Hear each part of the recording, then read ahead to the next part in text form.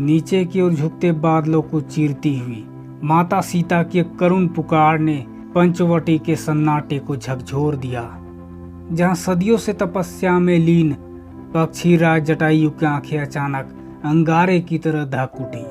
उन्होंने ऊपर आकाश की ओर देखा तो पाया कि रावण जैसा महाबली राक्षस माता सीता को हरण कर भागा जा रहा था। और बस उसी क्षण जटायु के भीतर का धर्म जाग उठा।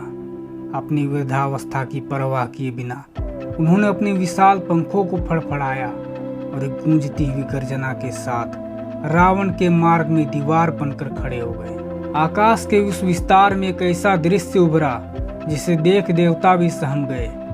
जहां एक तरफ रावण का स्वर्ण जड़ित रथ था और दूसरी तरफ जटायु के फौलादी पंख जो अपनी पूरी शक्ति से प्रहार कर रहे थे। जटायु ने अपनी तीखी चोंच और पंजों से रावण के शरीर को छत विच्छत कर दिया और देखते ही देखते उस अभिमानी राक्षस के धनुष को भी तिनके की तरह तोड़ डाला।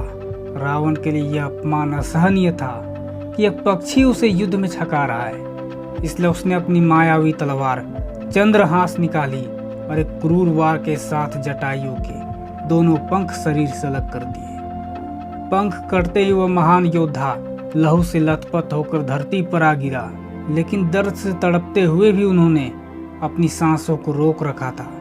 उनकी आंखों में प्रतीक्षा थी, एक संकल्प था कि उन्हें श्री राम तक यह सूचना पहुंचानी है। जब धूल भरे मार्ग पर भटकते हुए राम और लक्ष्मण वहां पहुंचे तो उन्होंने देखा कि एक विशाल पक्षी बुरी तरह से घायल राम का नाम ले रहा था। जब भगवान उनके समीप पहुंचे तो जटायु ने कांपते हुए स्वर में रावण का नाम और दिशा बताई और जैसे ही मर्यादा पुरुषोत्तम के शीतल हाथों का स्पर्श उन्हें मिला, उनकी आत्मा ने शांति से देह त्यागी। श्री राम की आंखों से गिरते आंसू गवाह थे कि उस दिन उन्होंने केवल एक मित्र नहीं बल्कि अपने पिता के समान एक रक्षक को खोया था, जिसका अंतिम संस्कार उन्होंने स्वयं अपने हाथों से कर उसे केवल मोक्ष ही नहीं दिया बल्कि पूरे इतिहास में अमर कर दिया।